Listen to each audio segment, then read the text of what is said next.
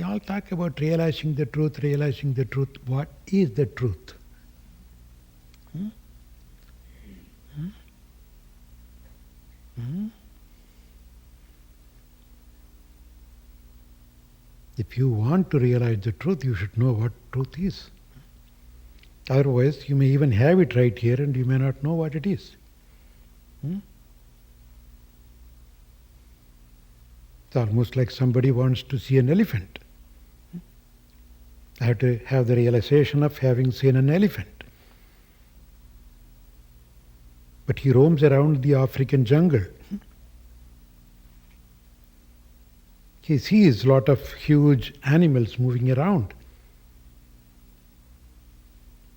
But unfortunately, he doesn't even know that those are the elephants.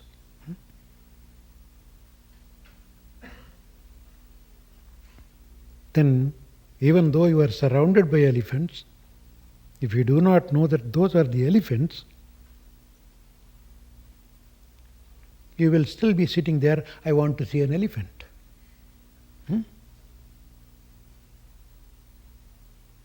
Forget about the elephant. An apple. If you don't know what an apple is, even you are in an orchard, a lot of apples hanging from the tree, you will still be looking for an apple.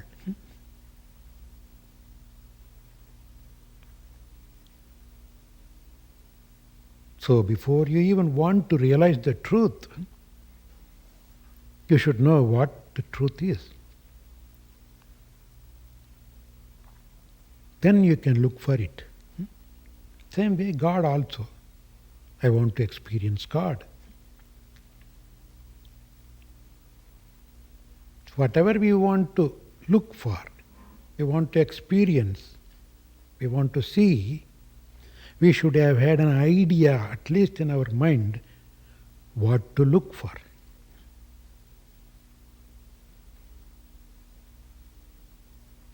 So then what is the truth? Or what is God? What do you want to realize? And where to look for?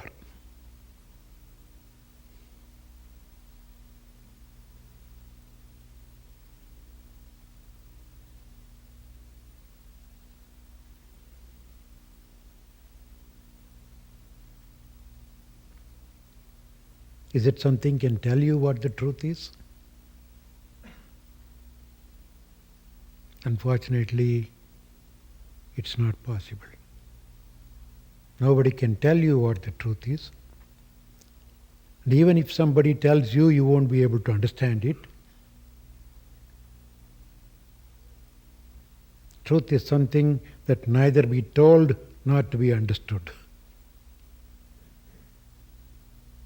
That's it. The scriptures say that clearly. Those who have seen it never said it. Those who have said, never seen. Kandavar, Vindilar, Vindavar, Kandilar. Kandavar, those who have seen, Vindilar, never said about it, because they cannot.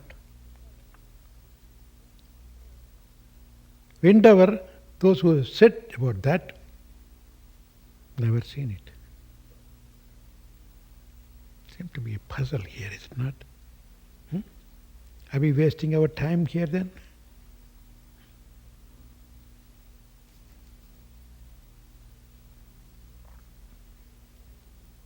So instead of worrying about something that we do not know or even cannot know, maybe I'll explain this, the Vindavar and Kandavar. Those who have seen and those who have said. Are they two different people? Yes. The seen is different from the said. Seen is your experience within yourself.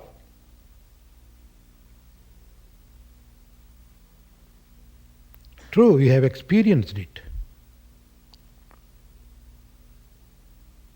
That is the seen person.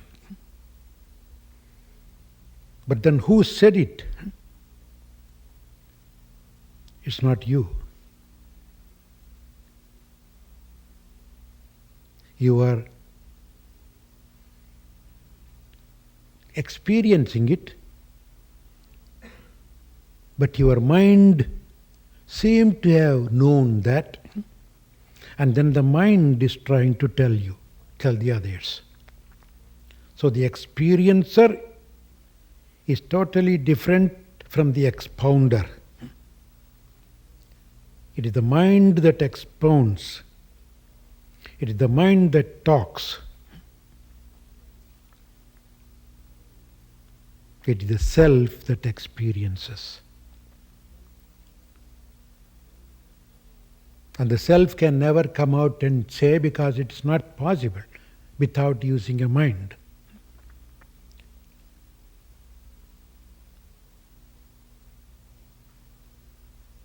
Forget about God and the truth and this and that. Something very simple that we seem to be experiencing every day. A good sleep. Do we all experience that? A very good sleep. Anybody had any doubt about that? You have all experienced sleep, right? Any questions? No. But can you tell me how you slept?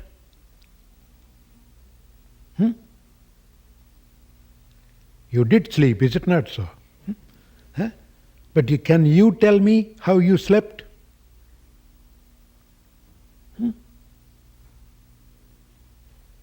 The worst thing that you can say is, I know nothing, I slept very well. Right? I didn't even dream. I knew nothing. I slept well.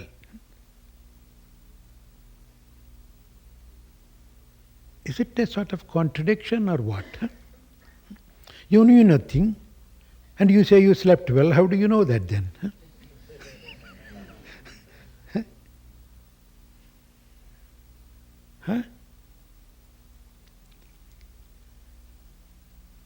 It looks like there are two entities there. The one who slept and experiencing that sleep, that joy, that peace, that happiness that is beyond the expression, is the self. The self experiences its own true nature. And it always does that, not only when you sleep.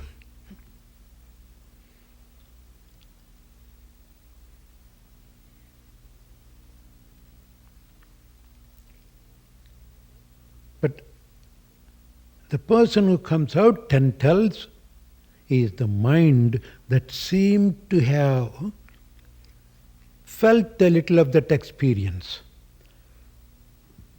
and came out and said, I slept very well.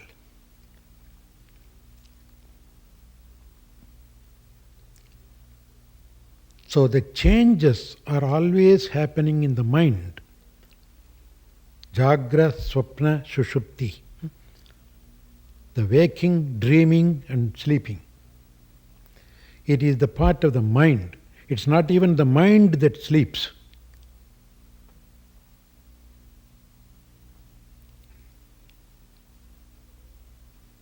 Or in other words, when the mind becomes totally free from any thought, when it doesn't think of anything, then it seems to be sleeping, because it's not doing anything. But still, it is experiencing something. What? The real experience of the self.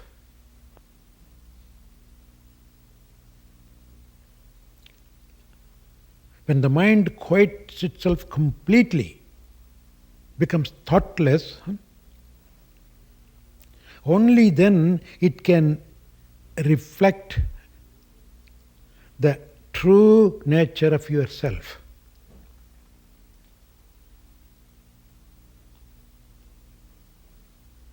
But when the mind begins to function, either to dream when it dreams, or even in the conscious level, wakeful level, functioning, thinking and talking and worrying and jumping in joy, or depressed or excited, these are all changes in the mind. When the mind jumps like that, it creates a lot of waves. At that moment, it doesn't experience the joy, the permanent peace and joy of the self. Though it seems to be still reflecting, it gets disturbed by the disturbance of the mind. Maybe I could give another analogy.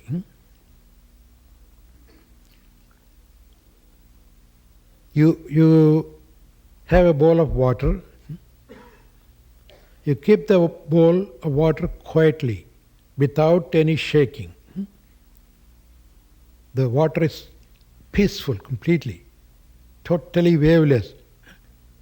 It becomes like a sheet of mirror. Then you see the reflection of the sun or the moon or whatever, or even your own face.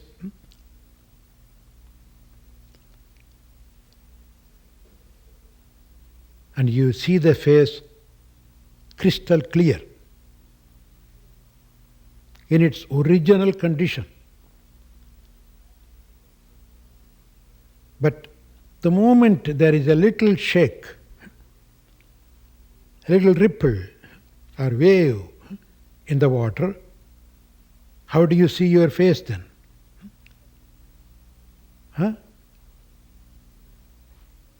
Crystal clear? No. Shaky.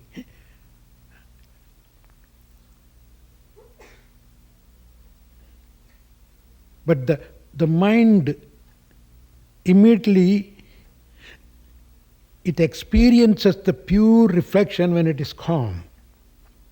I mean, the water seems to be experiencing the beauty of the moon or the sun or your face, whatever is reflecting there.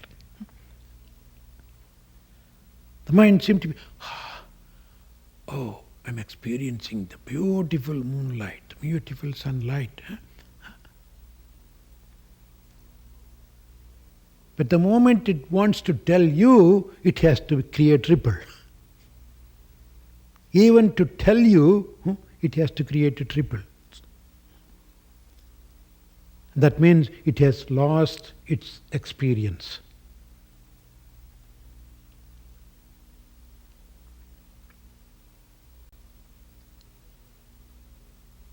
So if the mind ever wants to find that peace that cannot be even talked of,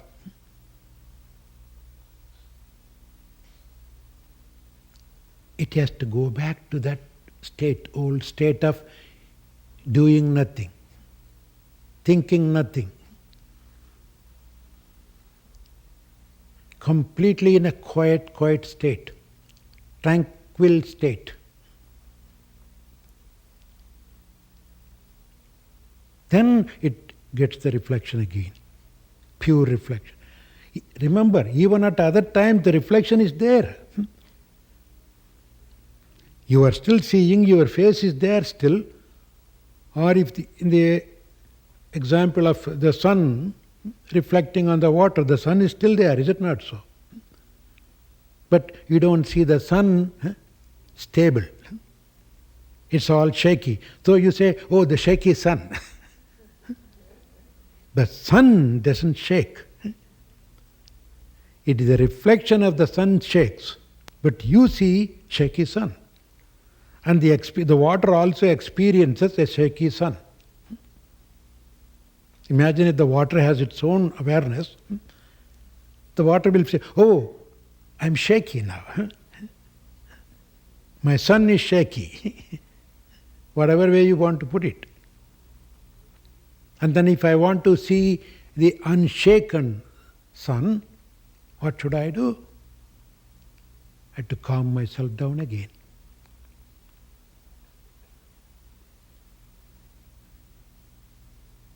That is the truth. The truth is you. You don't have to go in search of somewhere. You are that divine spirit. You are that pure self. But you do nothing. You never forget yourself. So even the term self-realization seems to be a little confusing. Does the self ever forget itself? Self is God in you, or God as you.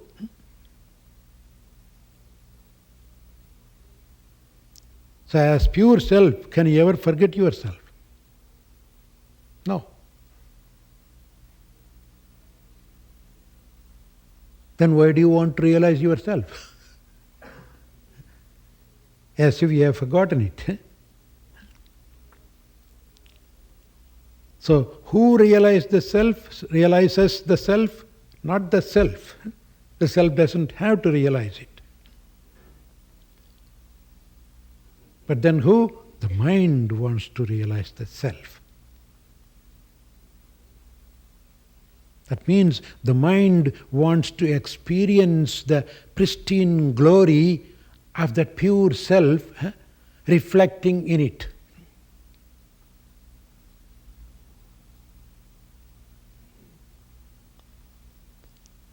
And the only way it can experience that reflected self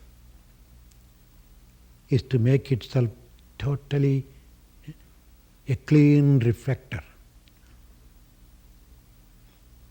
a non-shaking one.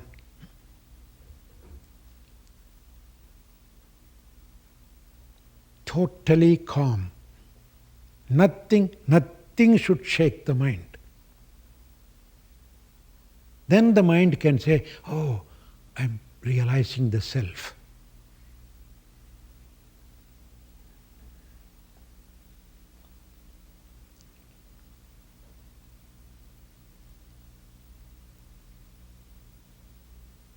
So all our practices,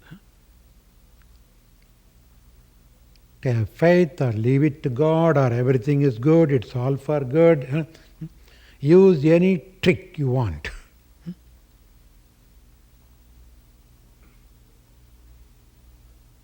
There's no fixed practice. This is the way it should be. No.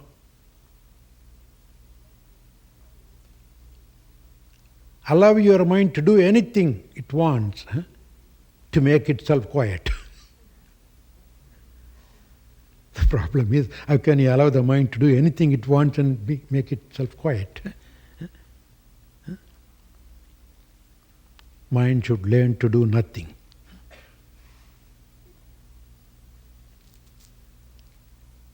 Only then it can realize God inside, God within, or self, doesn't matter. God realization, self-realization, realization of the truth. It's all just different terminologies.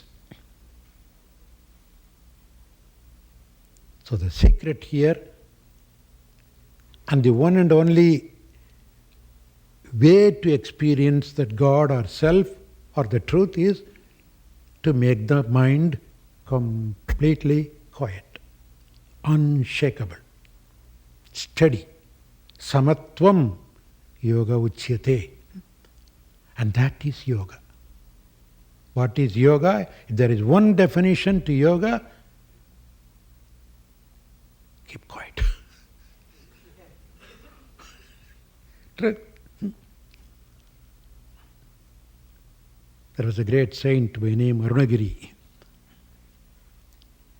Once he came out and narrated his experience in 51 verses. One of the verse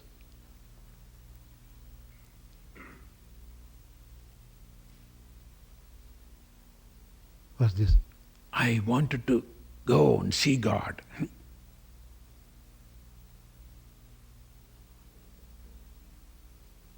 And I worked so hard. And little by little, inch by inch, I closed him, went very near him.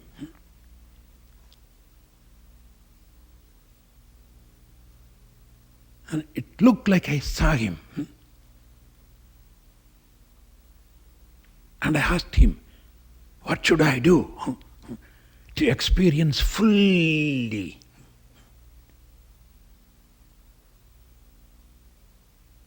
Do you know what he said?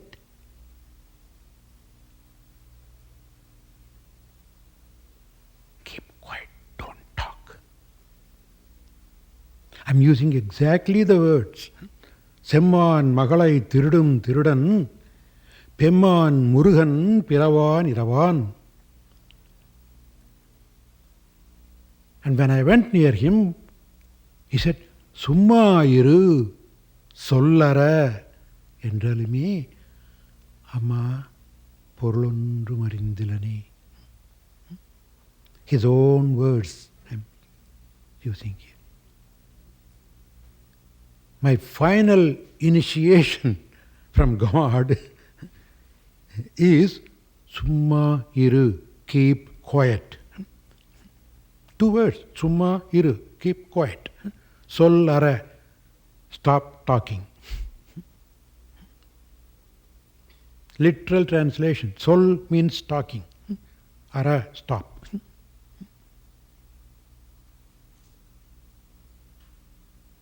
What does it mean? Even that, how can I experience you fully? Even that should be dropped. And don't talk about anything. Just Summa iru. Quiet.